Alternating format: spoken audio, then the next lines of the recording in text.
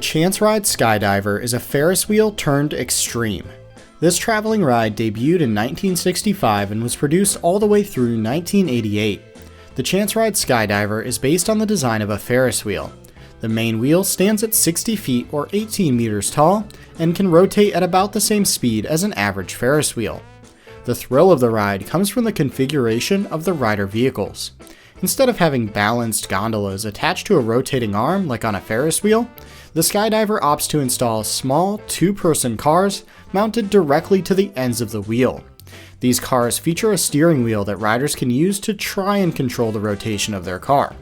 I say try, as some riders have reported that this wheel can be very hard to control, resulting in the car spinning wildly. Being an early inverting ride, the Skydiver was created before the design of the over-the-shoulder restraint. This means that riders are inside of a cage similar to that of a Chance Ride's toboggan roller coaster, with a single lap bar in front of them and attached to the cage. As each car can seat up to 2 riders, this can result in an uncomfortable ride. Much like the Chance Zipper, the free motion available to riders in the cage with this restraint setup has resulted in most owners requiring that no single riders be allowed to ride. Many riders have also reported that the rider vehicles can feel top-heavy, resulting in the ride being inverted more often than not, resulting in painful hang time as riders are thrown into the roof of their ride and into their lap bar. The Skydiver features 16 of these two-person cars, resulting in a respectable 32 riders per cycle. The Skydiver does feature a few drawbacks that have resulted in the Chance Zipper becoming the preferred ride in this category as time has gone on. The first of these is that it requires 2 trailers to transport in the US compared to the single trailer for the Zipper. It also takes up more space than the Zipper. A problem shared between the Skydiver and the Zipper is its loading process. The ride is only able to load up to 3 cars at a time, but due to simplicity, most operators choose to only load 1 at a time. The difficulty loading is exacerbated by the ride's design. Unlike the Zipper, which has cars that naturally sit upright due to their center of gravity, the Skydiver's cars will easily flip while loading and unloading. This can result in them needing to be braced. In general, Skydivers feature manual controls and have cycle times between 3 and 5 minutes. They can run both clockwise and counterclockwise. This cycle time does not take into account the amount of time spent sitting on the ride waiting for it to be unloaded. The rider control offered on these rides has made them a fan favorite among many riders.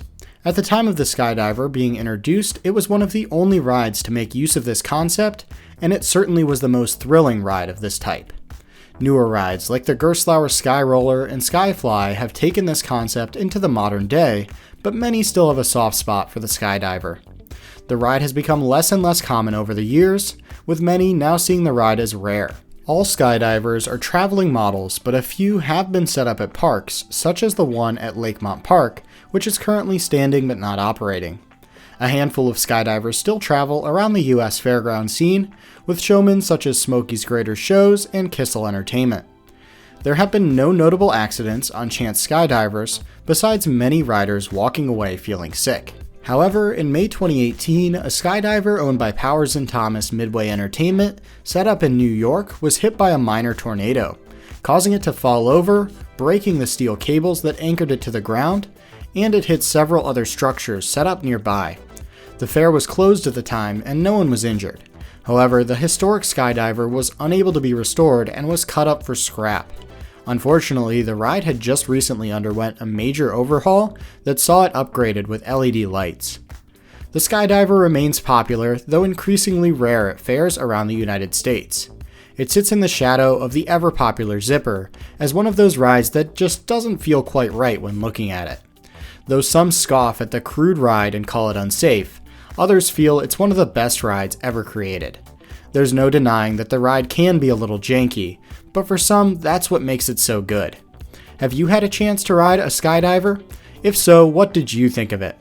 As always, if we missed something or got something incorrect, please correct me in the comments below. As always, if you want to see the remaining episodes of Flat Ride Friday Season 2 without having to wait, you can become a channel member and view them all right now. If not, no worries, the next episode will be out next week. As always, thanks for watching, and we'll see you next time.